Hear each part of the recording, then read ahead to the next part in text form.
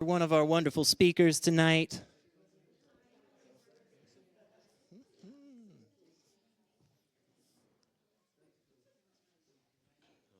Awesome. We'll get Stephanie up there in a minute.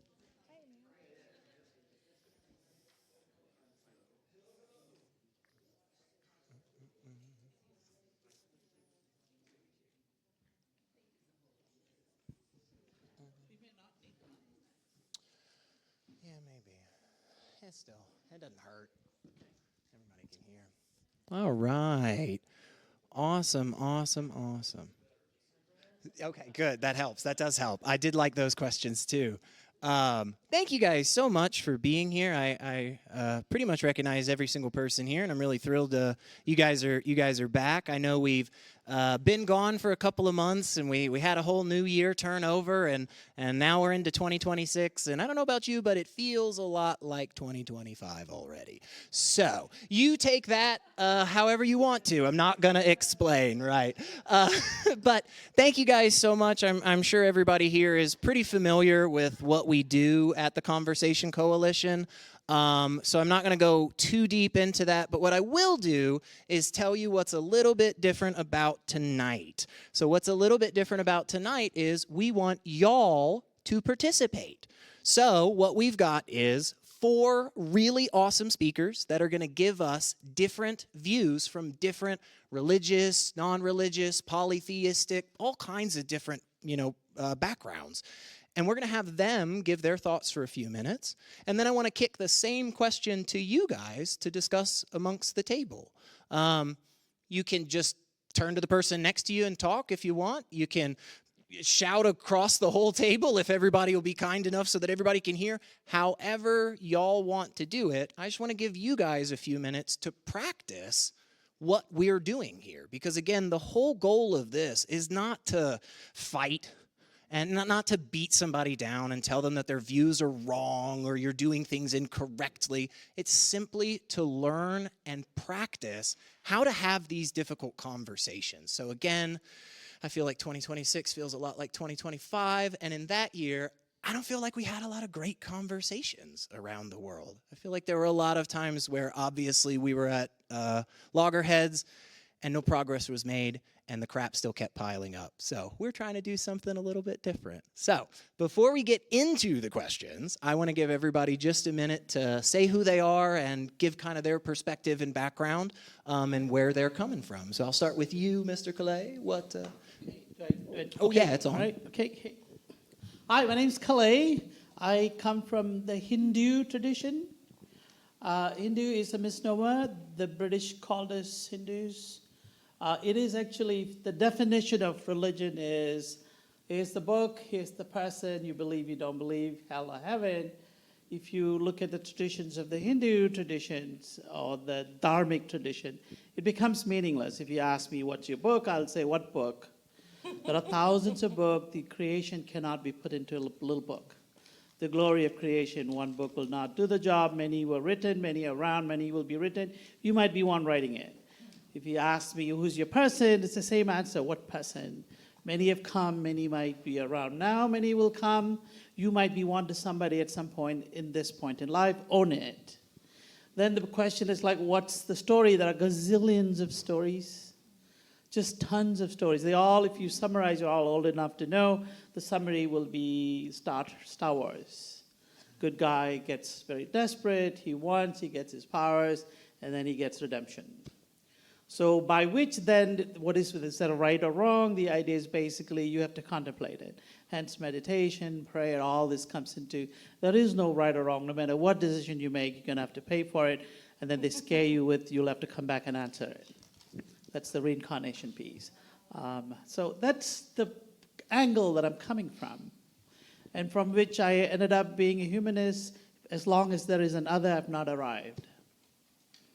So that is my angle of my presence here. Thank you. All right, thank you. Thank you very much. Michael? Yeah, my name is Michael. I was a believer for about 22 years. Came to it in high school. Had a stroke of skepticism in my late 30s and decided to look into what I believed, and came out on the other side as a far more secular person, more of a humanist, and that's where I find myself now, just trying to learn, trying to understand the world around me. Thank you so much. Emily? I'm Emily Haynes, and lovely description. I grew up evangelical. My dad was a pastor, a very religious childhood. I myself am now a pastor, but of a very different kind of church than I grew up in. Me and my congregation actually left our denomination about a year and a half ago along the journey, and just Christian and love good and practical theology. Thank you. Stephanie? I'm Stephanie Wyatt. I'm an associate pastor at Emmanuel Baptist Church, which there's a lot of Emmanuels. We're in Belmead, on Belmead Boulevard. And I'm ordained. I'm a reverend. I'm also have a PhD in biblical studies. So depending on what kind of question you're going to ask me, I might come at it different ways. That's why I'm telling you this. Depending on all of these parts of my identity are definitely related, but different parts of me lead at any individual moment. So, and while the media might suggest otherwise, Baptists are very independent in a positive way, historically speaking. And so anything that I say, I'm going to tell you from my perspective. If you want to know what my particular kind of Baptist, because we tend to disagree and split, and there are so many of us. So if you want to know that, just ask me from that perspective, that's fine. But the other thing I would say, and especially after watching some of the videos that Elliot sent me, my husband and I talk about this a lot because it's always like sort of startling for me because I guess I'm the person that has the bio that I haven't heard anybody on the stage say, which is I grew up in church. I grew up in a Southern Baptist church. It was a moderate Southern Baptist church. I learned that later. I didn't know at the time. I had a very positive experience. Church was my safe space. School was not good, always, sometimes, but church was my safe space. I had wonderful people. I had people who encouraged me. I had a youth minister who was very affirming. I had, basically, I'm not saying it was perfect by all means, but I felt extremely loved and cared for and supported. And that is the congregation that ordained me, and they had never ordained a woman before. I grew up in Knoxville, Central Baptist, Fountain City. And I grew up with lots of female role models, even though they weren't necessarily officially ordained. And so it wasn't a strange thing for me when I felt called, except that I understood what was going on in the larger Baptist world. I can say more about that if you're interested. But just to say that church has always been a really beautiful thing for me. And I suppose I need to be more realistic with myself about how not true that is for other people. And while I would say, like, my spouse did fine in church, he did attend a fundamentalist Baptist school, and so he had very negative experience there. And so, I'm always, remind me again, oh yeah, right, most people don't grow up with the experience I had. And I'm really grateful for the experience I had, but, it's, and I feel deeply for people who didn't have that experience. But I do realize that I come with a different perspective because of that. Thank you. Yeah, definitely 4 very interesting stories, 4 very different perspectives. So y'all will have a lot to pick apart when it comes to discussion time. And please, by the way, feel free, I'll voluntold every single one of them. Feel free to grab them afterwards and ask them more about their story. Again, very, very interesting backgrounds. And that's why I was excited all of you guys did this. So thank you so much. And again, I know we won't get through all these questions. I also know I'm not the best at cutting people off, but I will awkwardly start making gestures if you go over about 3 minutes, So please don't make me flap my arms like a bird. First, play music. I could sing, but that would be way worse. But we will start off tonight. I've got a few different categories, some of which that are about morality, some of which are about community. But this is one that I think is something everybody here has probably had this question posed to them, religious, non-religious. So, do you think life has an inherent purpose? Or do we create our own? And then what leads you to that view? Do you want to start, Michael? Sure. I would say, I think purpose and meaning are inextricably linked. I think inherently, I could look at this from two different ways. You could say, from a biological standpoint, from an evolutionary standpoint, that breeding is your imperative as a biological being, would be to reproduce. That is something that drives us to do many things, whether we realize it or not. The jobs that we get, the status that we try to gain in life, we're doing that in order to attract a mate in most cases. Some people, I think, break beyond that. Some people maybe evolve beyond that socially, and they decide to do something that's greater than themselves. They decide to be a force for good in the world. And I don't think everyone has that ability. I don't think everyone has that drive or that purpose to do that. But I think from the other side, beyond biology, I think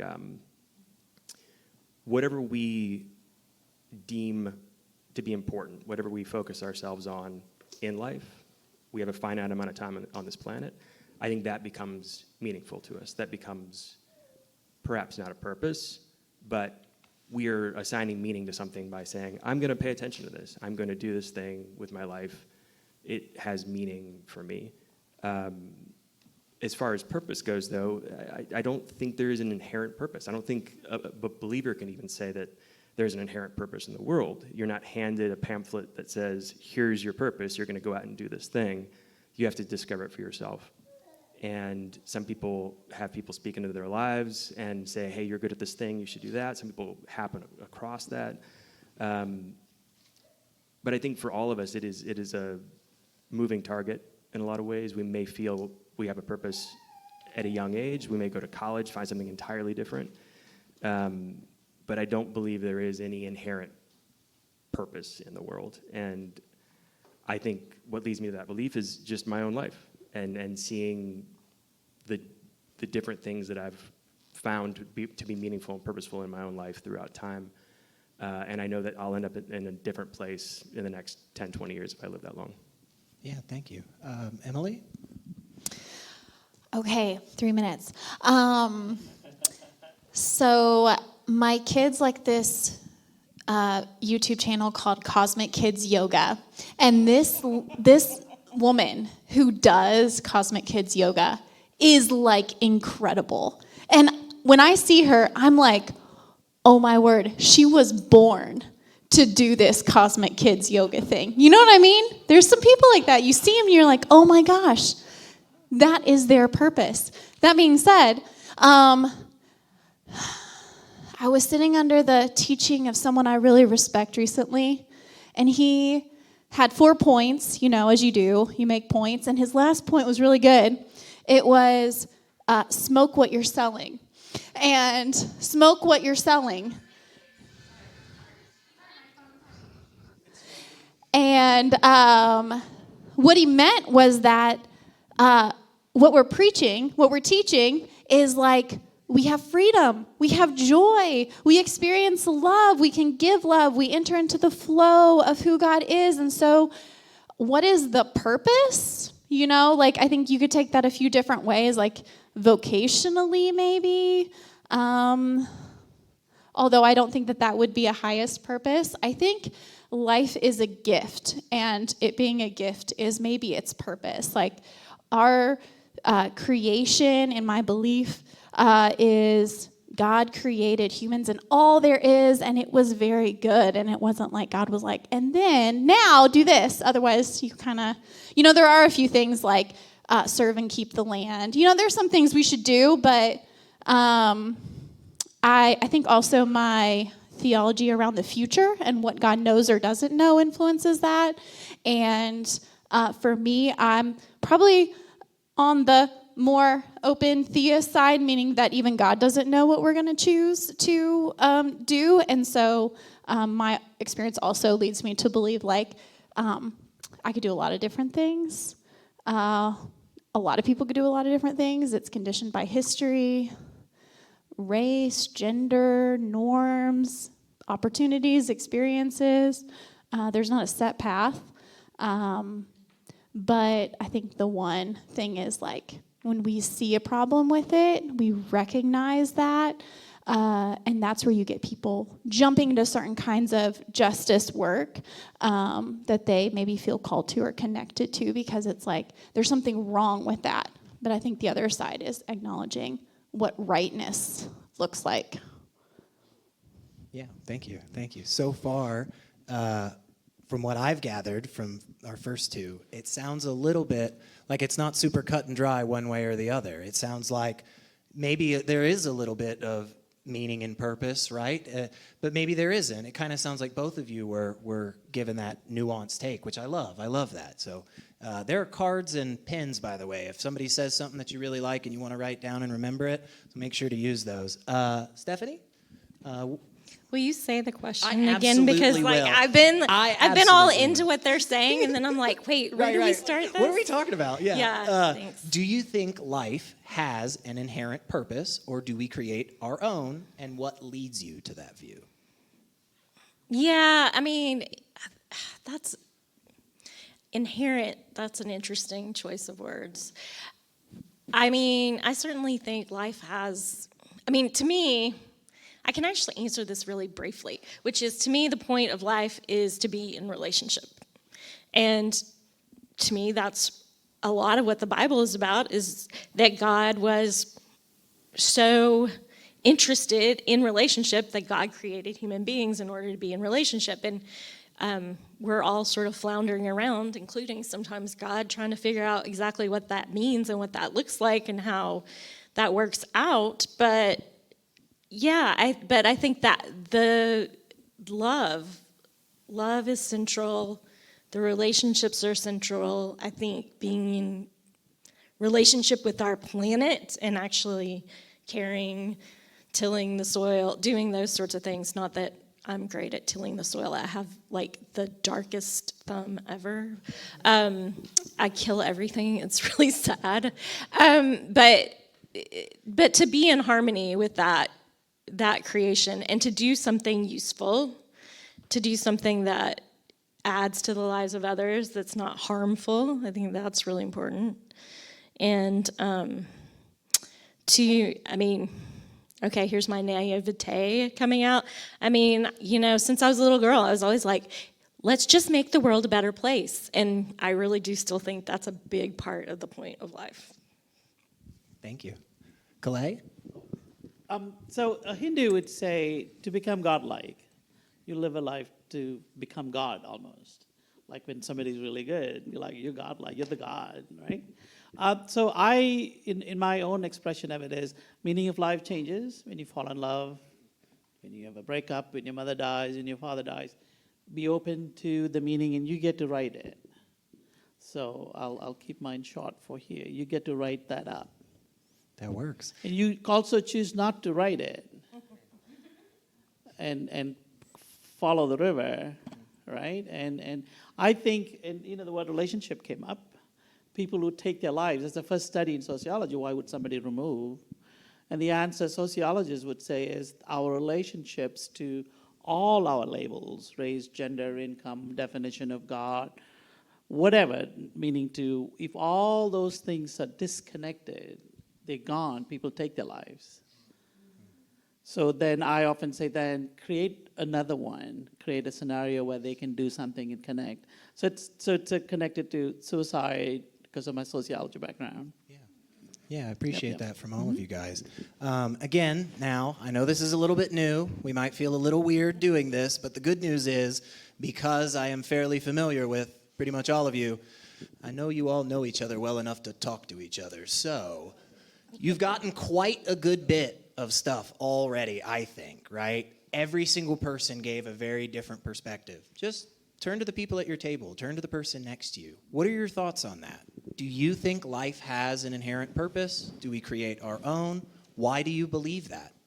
Give it a shot for a few minutes. I've got a timer, so. Is there anybody that would like to give their thoughts or talk about something somebody else said that you found interesting? I won't force you this time, but we do have more questions, and I will get pushier as we go on. So, nobody? That's okay. All right. Just so you know, this is on you, the next question. Okay. So, hopefully you guys had an opportunity to share some thoughts. If you didn't the first time, all I ask is that if somebody did not go the first time and they want an opportunity to, we could all just give them a quick chance to do that so everybody, has a moment. That being said, we have another good question. I think this one's kind of interesting. What role does ritual or reflection play in your life? What role does ritual or reflection play in your life? Stephanie, would you like to start? Sure. I grew up Southern Baptist, so I wouldn't say that this was part of my tradition growing up, although I think we did Advent. But once I went to divinity school, I discovered the liturgical year, the Christian calendar, and so I don't know, this is like the Southern woman in me meets the, divinity school student. I don't just, it's a ritual for me to practice the different things that you're supposed to do liturgically, but I also really love decorating, and I really love decorating for all the seasons. And my birthday's in February, so currently my house is still in Valentine's, and I wear pink and red all through February. It's like, it sounds silly, and it is silly in some ways, which is okay with me, but part of it is just, it always ties me back to where am I in time, and that is really helpful for me, because I can get pulled up from the roots too easily sometimes. So knowing what time I'm in, but also and the more I learn about not just the actual seasons of the year. So it starts with Advent. I'm not going to go through all of it, but the big ones are Advent, Christmas, Epiphany, Lent, which is where we are now, Easter, Pentecost, ordinary time. So, and if you really study this, I thought it was interesting. I was reading this the other day that I picked up this book, Flow magazine. Any of y'all big paper lovers? I love paper and paper crafting. So anyway, but they were talking about, hey, did you know there's like these calendars of the year, and did you know that religion kind of picked this up, and it can be very seasonal? And I was like, yeah, the church has been doing that for a long time. It's interesting that you're talking about that. But I really love reading about the pre-Christian traditions too, around the different seasons, and what was the meaning making that was happening that got sort of pulled into the Christian calendar. And I really like syncretism, so I like the way things come together, and the pre-Christian things combined with the Christian things, combined with local things. I think it's fascinating, because that's really how all of us make meaning. And the more I study about the ancient world, the more I realize this has kind of always been the case. So that's my thing. Yeah, thank you. Calais? Sure. So I mentioned suicide earlier, so the sociologist in me is speaking out again. So people with the greatest rituals live the longest. So if you go around, people, even religious traditions. However, the word culture comes from cult. So I'm an iconoclast in one kind of way. I won't even do my children's birthdays. You want to celebrate, you don't need a reason, let's go do it. And I'm one who says Valentine's Day is every day, Mother's Day is every day. Every opportunity to say I love you to someone, say it, you may not be alive tomorrow. But at the same time, I am also thoughtful of developing some rituals. I don't have one. I have tested with my life the little dot in my office that I wrote in a pen, and my goal was to stare at it for 3 minutes every morning. like about the fourth or fifth day, I got addicted and attached to that little pointless little ink that I drew on that wall. So I think we have it. I think, and cult and culture, if you don't know why you're doing it, it's called tradition, but let's figure out why you want to. So I'm a big believer in creating your own. So I do have an altar with the bottle opener because I was a waiter for a long time. So I do weird things in my classroom just to have a little habit that students get to predict when they come see me. So it's an odd position for me when it comes to rituals. Yeah, thank you. Michael? Yeah, I'm a big contrarian when it comes to most holidays and traditions and rituals and things like that. I just question why they exist and why we continue to do them. And I'm not saying that they're all bad and we should throw them all out, but I think there's a lot of things that we do just by rote without really thinking, what is the meaning behind this? Why are we doing this? Is this something that's worth our time? I think ultimately, like you were alluding to, people live longer when they gather together, when they do things, when they have community. And I think most rituals that we have are an excuse to do that. They're an excuse to have some sort of gathering with people. Or if it's personal, it's mindfulness. It's turning inward, looking at your own thoughts, your own the state of your mind, trying to gather that and understand yourself better. So I do think ritual's good. I just think we do a lot of things ritualistically that are silly or unnecessary or harmful in some cases. And I think we could all probably stand to do a little bit better to think why we do the things we do and to do them more mindfully. Thank you. Emily? Oh my gosh, I could respond to this in like 100 different ways, but I think what I'll say is that I have a 10-year-old daughter with autism, and if we do things once, it's a ritual. So if we did it last year or even 5 years ago, but she forgot the last 4 years, it's a ritual. And it's like, why are we not doing this again? And so I think for some people, rituals are very important because they help us feel safe. Like what you were saying about staring at the dot, I love that because it's like, okay, well, now I've made meaning out of staring at this dot. It's like doing something for me, even though it was silly and maybe meaningless, literally staring at a dot. But I think after we make meaning, the meaning makes us. And so there's like all of these rituals we do in church, and maybe it's saying a creed, or maybe it's something that our particular church does. And I find that so many people have connected to their local communities because of the meaning that has made them out of the rituals of their church community. And I find that that's true for myself. I also love the church calendar and didn't grow up with it. I see your little bracelet here. We're such geeks. We make our kids make church calendar years. Each beat is a different week of the Sunday, Sunday of the year, But I love the church calendar, and we use this curriculum where we teach the calendar, and we say, we say honestly, we just made all this stuff up, but, we remember it at this time during the year, and the calendar is a circle, because for every beginning, there's an ending, and for every ending, there's a new beginning. And I'll tell you what, that ritual has made me over and over and over again. At every ending, there's a new beginning. Every beginning, there will be an ending. And so I guess that I'm going to summarize it by saying I love ritual, and I think it is being intentional about that ritual does form us in certain ways in the world.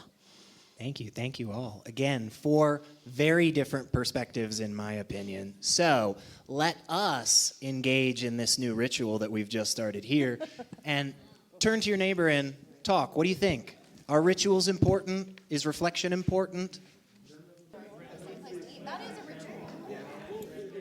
Alrighty, guys. I'm going to give you about 30 more seconds to wrap up your thoughts. And then I'm going to awkwardly stand next to some of you so that you'll give your thoughts into the microphone.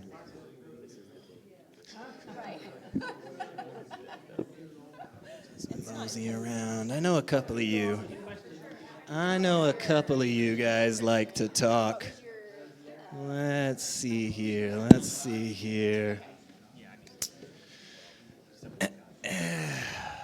What'd you talk about, man? What were your thoughts?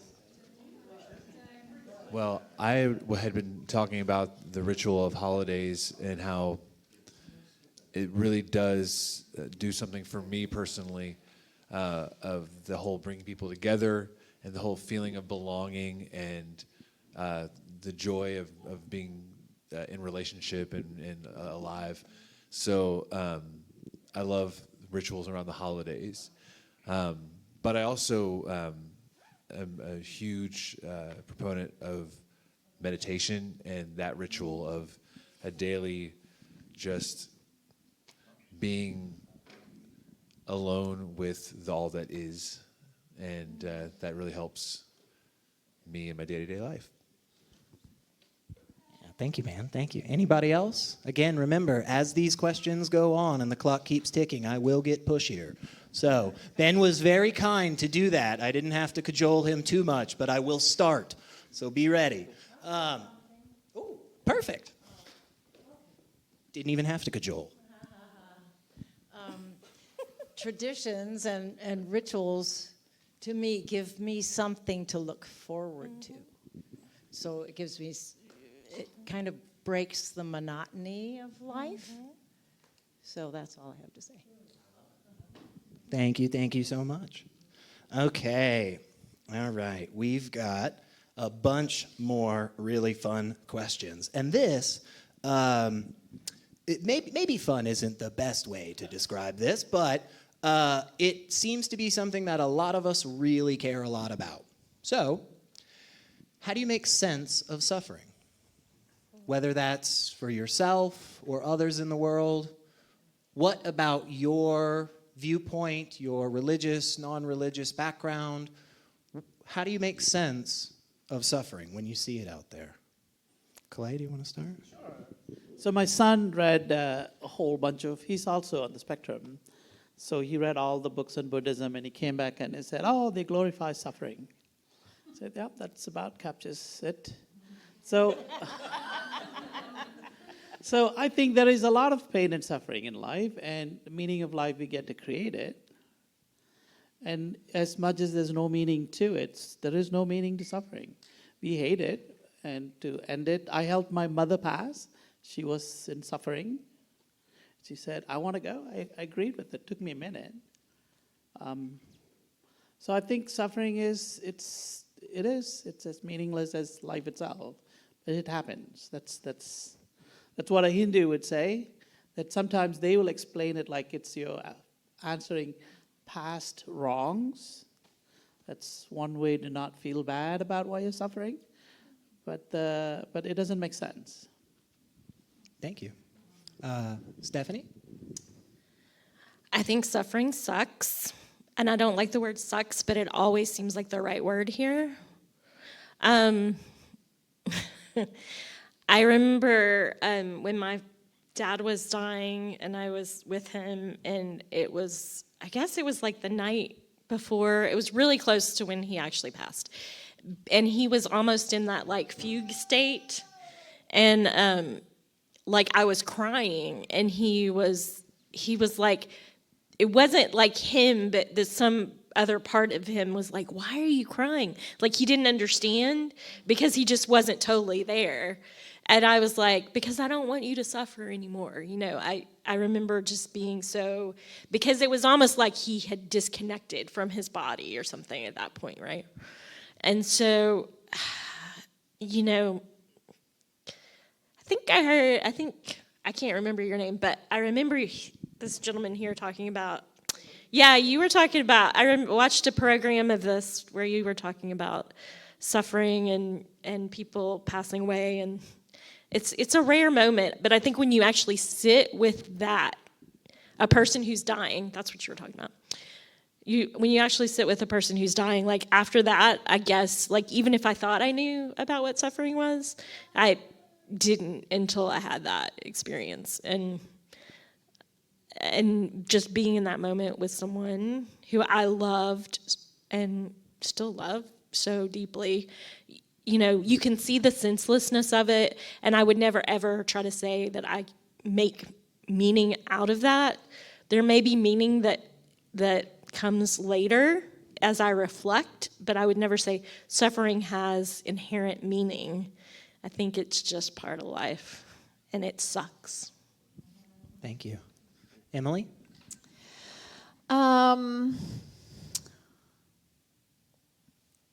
So I think in Christianity you can't get around suffering. It's like there's crosses on the doors. I mean, that's like an electric chair or a lethal injection or a lynching tree. I'm listening to James Cone's The Cross and the Lynching Tree right now.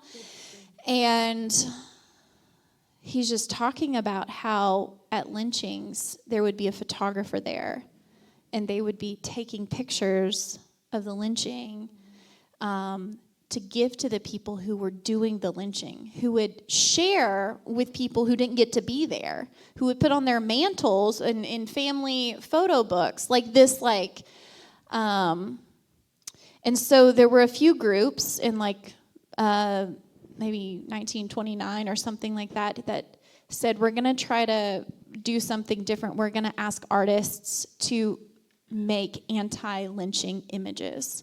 And so they had these a couple of big events where they solicited these artists to make images basically of people suffering. They ranged the gambit, but it was and then they had these big shows where hundreds of thousands of people came and saw these images.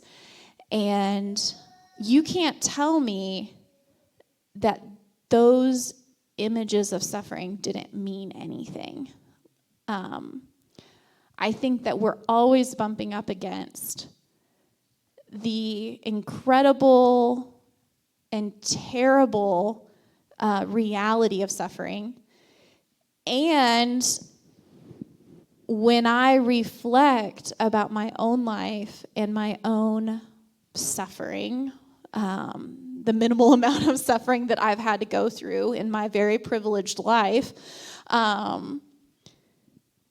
there is incredible meaning that has come out of those times. And was the suffering necessary to make me who I am today? Yeah, I think so.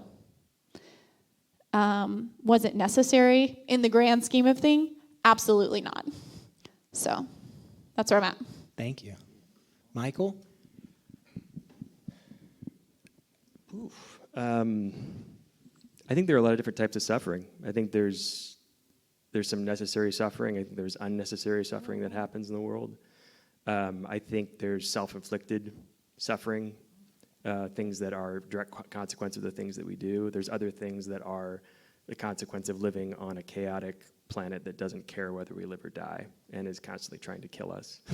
That things just happen to us, acts of God, whatever you want to call them. Some of it is our perspective. If you look at Stoic ideas on suffering, you can almost choose to, if you reach the state of enlightenment, you can choose to accept the suffering from something. You can choose to have something cause suffering to you just based on your mindset. I think that that's possible with time and repetition and repeated experience in that area. It's not easy for everyone, I would say. But yeah, I make sense of suffering because the world is chaotic. The world is it's not ordered for us to be alive. We exist in spite of the world in many cases, and it makes sense that we would suffer because of that. Thank you. Very Guys, light, very bright note to end on. Oh, sorry. yeah, for sure. I tell you though, as crazy as it may sound, every time we talk about this subject, people freaking love it. I guess we're just all suffering way too much, which is you take that how you want. I am thrilled because we are 3 for 3 right now. We have gotten 4 radically different answers every single time so far, and I am super happy about that. So, what do you guys think? How do you make sense of suffering? Is it meaningful? Is it meaningless? Is there such a thing as unnecessary suffering? Why does that exist? What are your thoughts? Remember, I will poke one of you into answering in the microphone. So have some good discussion, okay? You got a few minutes. All right, I'm going to give you guys just a few more seconds, and we'll wrap it up and get to the next question here. I'm going to slowly start walking to the other side of the table to put my hand on somebody's shoulder gently so that you'll speak into the microphone. Gently walk in. Just going to come all the way around. I'm sure somebody by the time I get around here wants to give us some thoughts. Who's got thoughts on suffering? Come on, guys.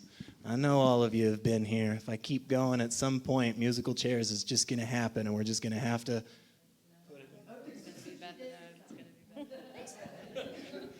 Okay.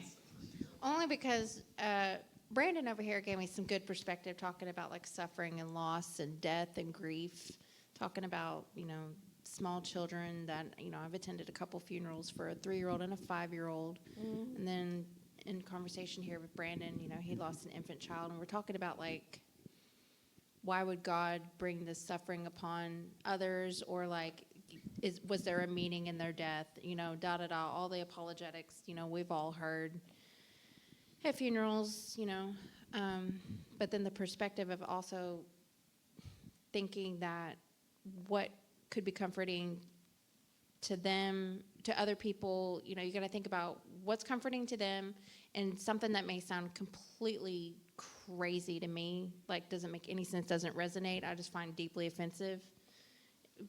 Just being humble enough to realize that you need to meet people where they're at. Wouldn't you say that, Brandon, when we were talking earlier?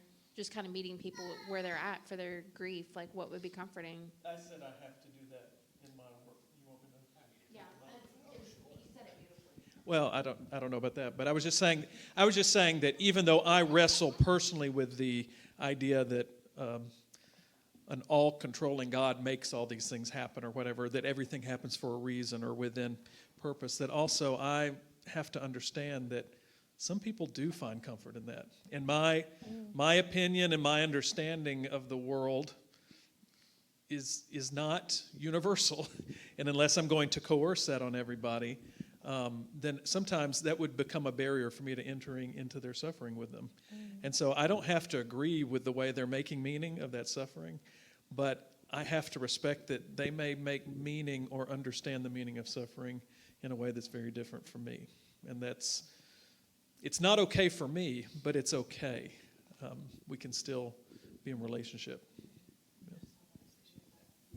Yeah, I appreciate that. I think one reason why we get so much positive feedback whenever we talk about grief or suffering or death is because it is something that we all will guarantee we will absolutely experience at some point in our life.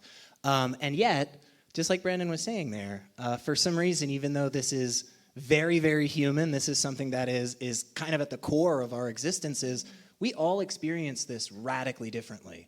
And what helps us as an individual through it might just not be something that the other person has ever thought about. And yeah, you have to wrestle with that moment of like I'm not okay with this, but it's helping them, so does that make it okay? Like what? It's a very tough one. But again, it's why a lot of people seem to enjoy that conversation, as happy and fun as death and suffering is. With that, we have a couple more, and then I want to give you guys an opportunity to ask some questions at the end, because I love that chance, and we've got such wonderful people with great thoughts. So here is one I think is kind of interesting, and I'll just be honest about this. I did not come up with this question. If I did, I would have patted myself on the back. But this was actually ChatGPT, so thank you, AI overlords, wherever you are. That, you know what? Maybe that's true. AI might be the purpose for living. The algorithm is on YouTube, so please like and subscribe. I don't know who's out there, but somebody will. What responsibility do we have to people outside of our own communities? What responsibility do we have to people outside of our own communities? Whether that's the agnostic, the atheist, Christian, follower of Christ, Muslim, Hindu, What do you think? Michael, would you like to start? Sure. I would say inherently none, but there's a but there. I would say that there's nothing governing or telling us that we have to have responsibility for other people. I don't think there's an entity saying you have to care for people or take care of people. I do think, though, that we know enough about the world and we know enough about what happens when we sow into people around us, when we go beyond our tribe or our community, and we try to make the world a better place for others, and it ends up making the world better for ourselves as well. So I think we should have at least a feeling that is a good thing, that we should do that. We should be good to others outside of our in-group. It's very difficult, though. Like I see it on both sides. I see on the atheist side, on the Christian side, or the religious side, it's easy to fall into tribalism. It's easy to fall into this idea that I'm going to take care of my own first, and I will, say that I care about other people, but it's very tough to get out of that evolutionary, that biological drive to mainly take care of the people around you, because that is the thing that affects you the most. So I think there is a work that has to be done in an individual to look beyond people who believe the same things as you or look the same as you, and actually do good in the world. And it's something I struggle with all the time, and I know I should be better at, and I see other people do a really wonderful job at it and volunteer their time and devote their entire lives to helping other people. And in a way, I think that's a privilege, that if someone has the time to do that and they can do that, that's great. But I think there are things that we can do on a regular basis in our lives to do better outside of our own group. Yeah, thank you. It kind of sounded like what I got from that is you're saying it's not really a responsibility, but it's one of those kind of good, shiny things we paste up on the wall that we always try to go towards. Maybe we're not forced to do it, but it's a virtue, maybe? Is that what even if psychologically we know that doing things for other people makes us feel better, doing that selfishly still helps someone. You're still, like, the benefit is there, whether you're doing it for a God or if you're doing it for your own mental health. Yeah, thank you. Emily? What's coming to mind is the parable of the Good Samaritan. I don't know if y'all are familiar with that or not, but basically there's this person that's hurt, and the people who are a part of the tribe group that should have helped them don't, and the part of the enemy group does. And I think that when I've told this story to the kids that I teach, they make some really interesting meaning out of it. And I ask, who is the neighbor, not just to the person who was hurt, but who is the neighbor to the donkey that was being ridden? Who is the neighbor to the thieves on the side of the road? And the ever-ringing insight there is that the person who is the neighbor will be the neighbor to every person, animal, or thing. So it's something about the cultivation of, I don't even think I would call it moral rightness, but empathy, connection, relationship, that I see myself in this other person who's not a part of my group. That being said, I think I really struggle with that. I am a part of a community that has very deep roots, and so some people I've known for 20 years, some people I've known for almost 30 years, and I'm only 38. So, and some of those people have done me harm in such a way that it makes me, you're a cult leader when you cut people out. So it's kind of like, where is that hands open posture? Because it can't be, I see you in the local spot and don't acknowledge your presence or are cold to you, even though that's how I really feel. So I think that there is true challenge in working that out on a very practical level. and that you might call suffering. I love it, bringing it back around. You said something there about the neighbor is always the neighbor to everybody. Do you think that is, just putting my Christian hat back on for a second, do you think that comes from the creation, that comes through the image of God that's in all of us? Where does that impetus for the neighbor come from, I guess, in your view? You're asking if that's a Christian development, or what are you asking? It sounded to me like what you were saying is that there are some people that are just more predisposed to that neighborly action and behavior and attitude and mindset. And I was wondering if you thought that was something that, hey, actually, it's just we're social creatures, evolution, or this is actually something given to us by God. This is something that he instilled in us, or anywhere in between, of course. My answer is probably both, because I certainly don't think it's unique to Christians who can have this, and there are a lot of Christians who are not like that. So let's see. I think that where that happens, it is from God also. Thank you. Calais? And I'll ask the question again real quick. What responsibility do we have to people outside our own communities? So this dharmic tradition is dharma loosely translated to duty, supposed to responsibility. Duty is duty to anything you notice. If it touches you, you are asked to act on it. So I'll tell a little story, a little Samaritan type story. So dude sees baby suffering. And then he goes to prayer, like he prays, like, how can you make this child? Da-di-da-di-da-di-da. And finally God shows up and says, I created you. So the story is that you noticed it, act on it. There is no other. If as long as there is another, you haven't arrived. That not just includes to humans, it's all life form, right? If we are just in the spectrum of life, just another flicker. So that's the goal. Continue to see there is no other. Thank you. Stephanie? It's a big question. I know, and I'm only giving you like very short amount of time. Oh, and I'm still thinking about everybody else's answer. I think that, okay, so instinctively, I want to say everything, that what we owe to people outside of our communities is everything we can give, anything we can give.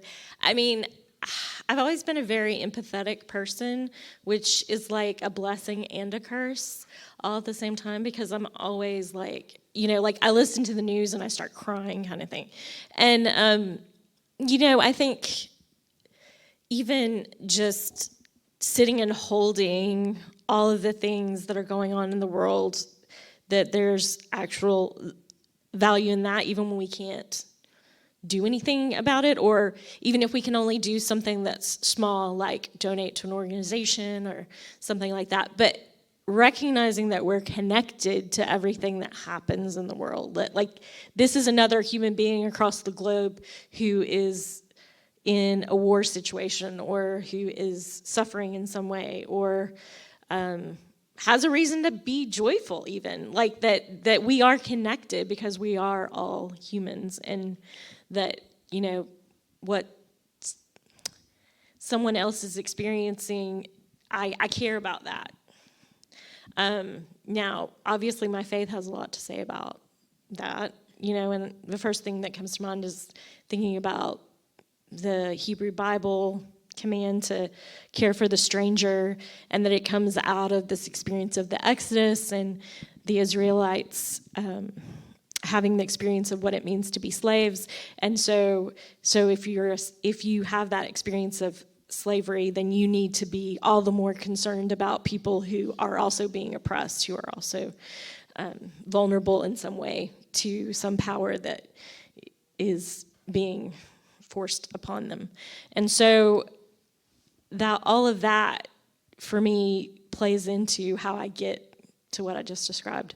But some of it, I just think it's my empathetic heart that makes me want to really care. I realize not everybody can do that, though, but I think the effort, the attempt to both hold people in our hearts and also do what we can, wherever we can, is valuable and important and is part of what reminds us what it means to be human.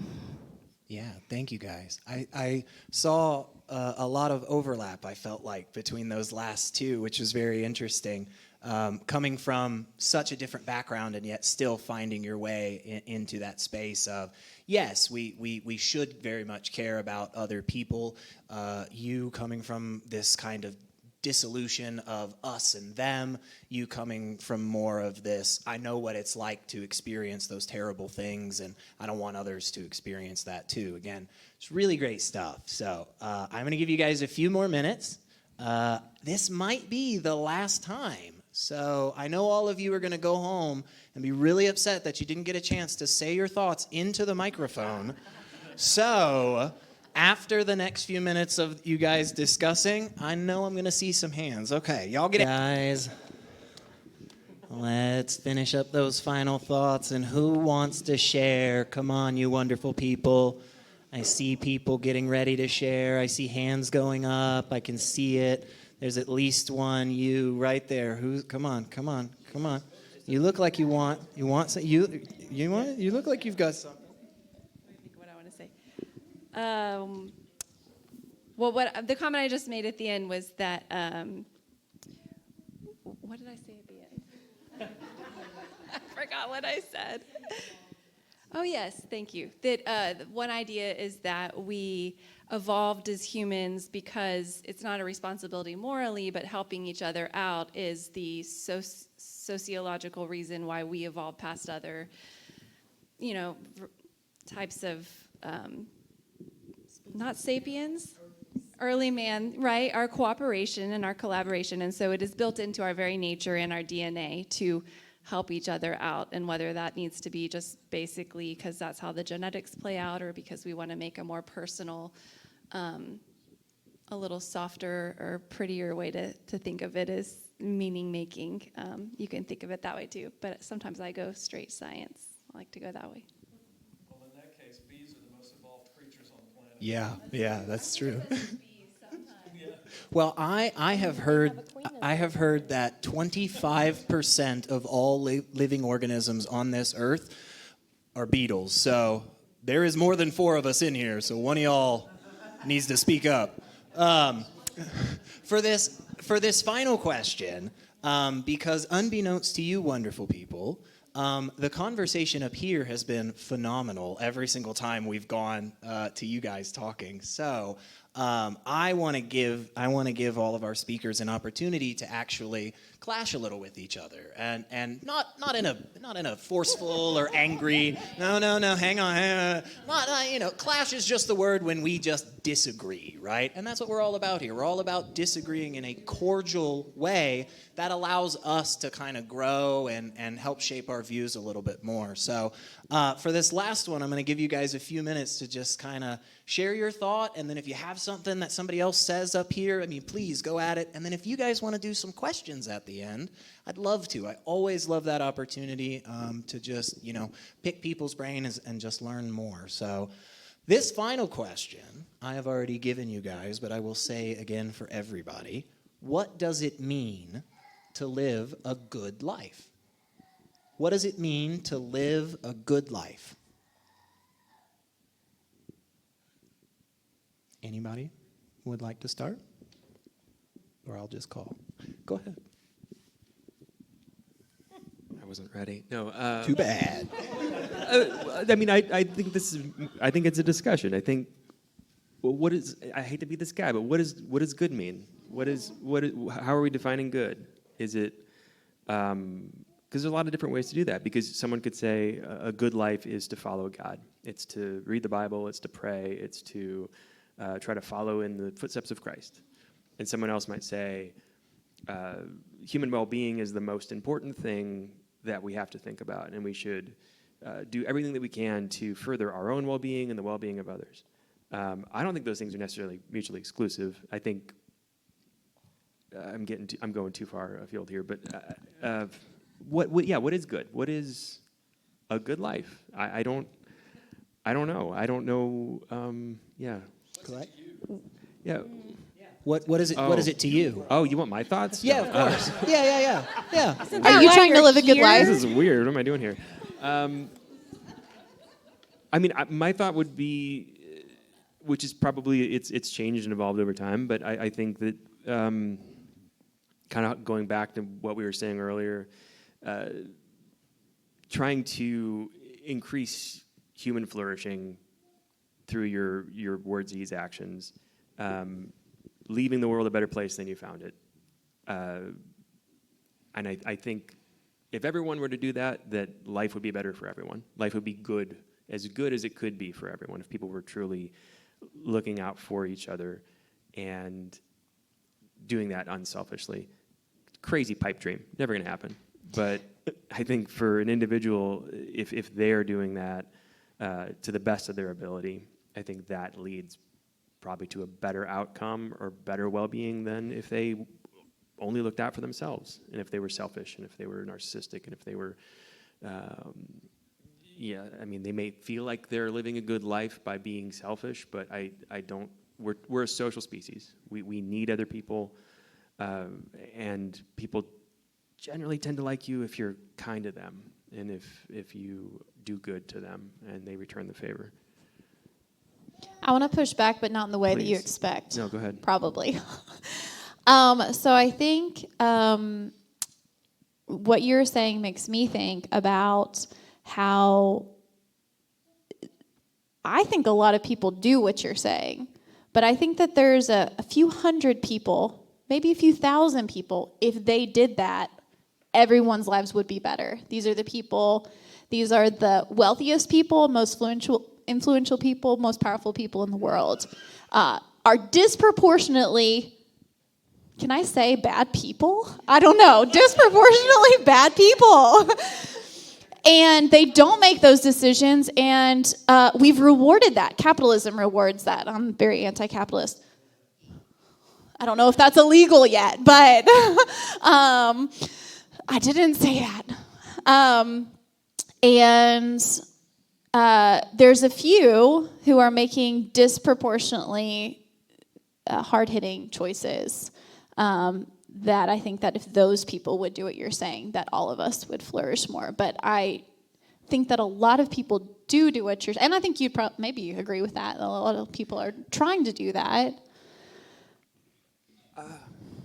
Maybe you disagree. I don't know. I mean, I agree with your assertion about billionaires and the richest of the rich. I would push back and say I don't think there are bad people inherently. I think there are people who do bad things or people who do good things. I think we're a mix of all that. Yes, I theoretically agree with you. Well, yes. but then what makes you good or bad if it's not what you do? Well, okay, so again, it goes back to outcomes. Let's look at Bill Gates for a second here, if we can just bring up names. We've got a guy who gives billions of his dollars to charities across the world that inherently are doing good to people. But he's also in the Epstein files. I'm not sure that's not all Melinda, actually.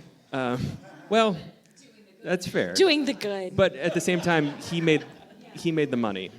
His inventions made the money. Their foundation was, but... We can talk about that after. I did watch this really cool docuseries about him, creating toilets that didn't use anything. And I mean, it's incredible. Sure. But again, is it the outcome or is it the person in their heart? Like if good comes from an inherently bad or a person who does bad things, or they... There are no inherently bad people. I know, yeah.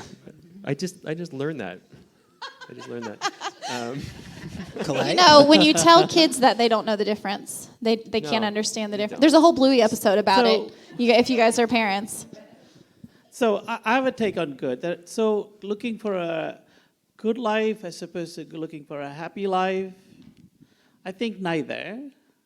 Looking for a meaningful life where you're engaging and you are participating and taking the suffering and giving whatever.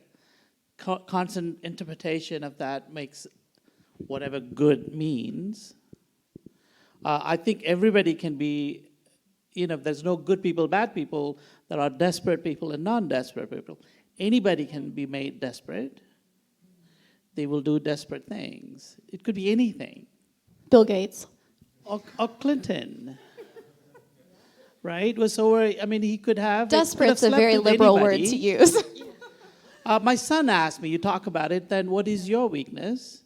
And I said, if you got better, which I know you can't, I didn't tell him that would be my weakness. If there are things I say in class, if somebody gave me money not to say it, I'll take very small amounts not to say it. Because I get into trouble. So it's that wrestling of that is what, I don't like the word good, then there's a contrast of bad, of it is what it is. It's a Southern thing to say, and I like that in my dharmic tradition upbringing. It is what it is, don't interpret. Just experience it, live it, take it apart, enjoy it, or not. Yeah, thank you. Did you have more, Emily or Stephanie? I do have more, but I could go on forever. Yeah, please. You go for it. Well, there were just two things that I thought of. One is what Cornel West says is the condition of truth. Anybody know? The condition of truth is to let suffering speak. And I wish I had thought of that when we were talking about suffering earlier, but it came eventually. So, so I think part of what it means to live a good life is to recognize that there is suffering and to figure out a way to help it speak, whatever that means. And then the other piece is Frederick Buechner, religious, spiritual writer, theologian, would say that your vocation, which, Latin root, calling, and this is not just in a religious sense, but to find your purpose in life, so to speak, you need to find where the world's deep need meets your deep gladness. And if those things don't match up, you haven't found your calling, because if you are an amazing whiz at math, but you're not using that in some way that makes the world a better place, if you're using that just to be a good capitalist and make money, then that's probably not your calling. And if you, but the same thing, if you end up doing something that you really doesn't give you any joy, doesn't matter how good you are at it, that's still not your calling. So I think for me, living a good life is trying to figure out where those two things come together.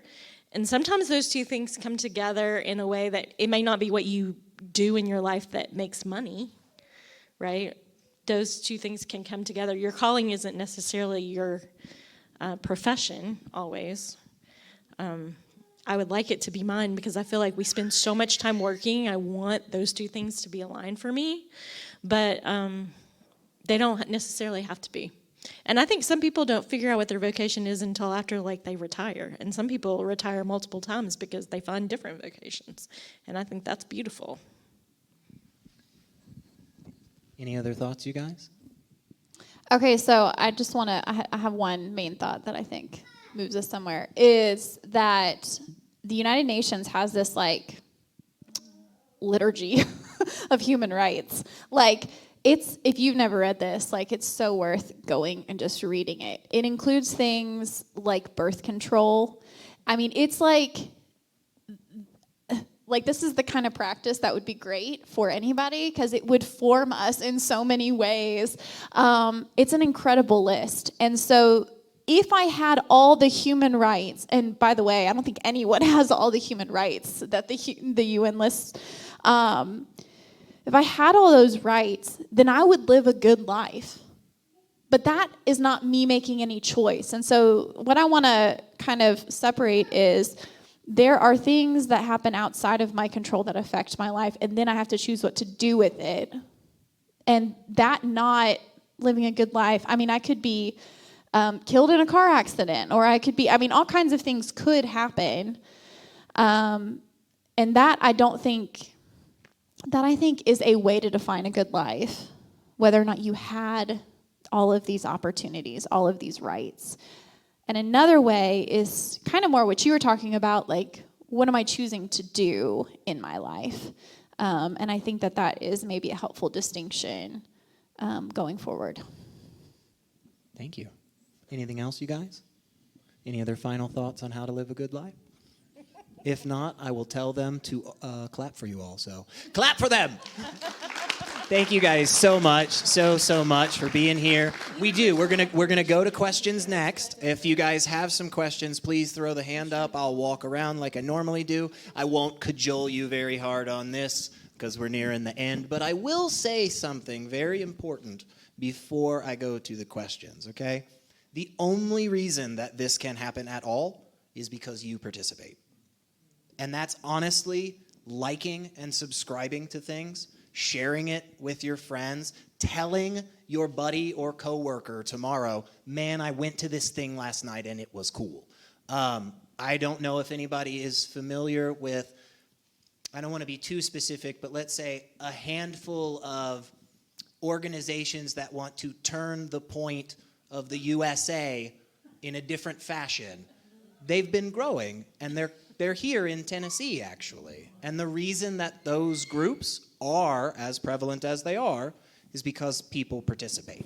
So all of this only happens because of you guys. So, yeah, thought? Also because there are some people that have a lot of resources. Absolutely. Absolutely. Yes. Absolutely. Turning Point doesn't just thrive because people are spreading the word. Yeah, there's Right. a few They've people got- who really They've care. got quite a lot of money. Yes. Can we get one of those people? Yeah, I am not, unfortunately. But again, it can be just as simple as just liking a post on Facebook or signing up for the newsletter so that you know when we're doing this again. The good news is, at the end, it's February, right? Oh, great, yeah. So it's just one of those fun little coincidences where February and March kind of have the dates line up. So it's the exact same date. It's the exact same And that's date. how we know that God exists. And there you, There's Jesus, one I month see of it. the It's year. done. We've solved it. All right, we don't need another one. That's right. Go out and be evangelical, convert people to the Conversation Coalition. But no, we will be back here at the end of March, same time, same place. So definitely bring a friend, and at the very least, come back with some really good questions. And I see I've already got a hand, so go ahead and throw them up. Oh, good. Is this being recorded, and will it be available online somewhere? Yes, it will. You can actually, while this is occurring live, so right now there are people that could be seeing this and laughing at me. It's very true. This goes out live on Grace Mount Juliet's website. So this has been going out live since we've been doing it, and then it stays up on their website for a week. And then at normally it's about a week before the next Conversation Coalition event, it'll go up on our YouTube page, Facebook page, all that good stuff. So very, very easy. Those cute little laminated cards in front of you have those QR codes that'll take you right to all the links, which is great. Yeah, that's right. But yeah, otherwise, we'll see you guys back in March. But any questions for our wonderful panel before we all skedaddle? I won't force you. But I'm sure there's a good one or two out there. Come on, guys. I see all you thinking. I smell the smoke, so somebody's thinking. Tell them I appreciate every single story and perspective. This was fabulous. Thank you so much to each one. Absolutely, absolutely. And we've got two people up here that haven't done this before. We've got two people that have, and we always want different and new perspectives. So if you yourself are interested in hopping up on stage one day, or you know somebody that you think, man, she would do freaking wonderful. He is just the best guy ever for this. Just reach out to me. Get in contact with me. I'm pretty easy to get a hold of. You can find my number on most bathroom stalls. I'm kidding. I'm sorry. It's a terrible joke. Anyway, give one final round of applause to our wonderful panelists. And thank you all so much. Be safe getting home.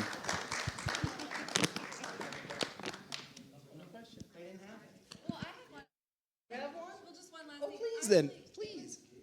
I really enjoyed hearing a non-Christian, non-atheist, agnostic perspective. So thank you. It was really refreshing to hear your point of view, and appreciate that.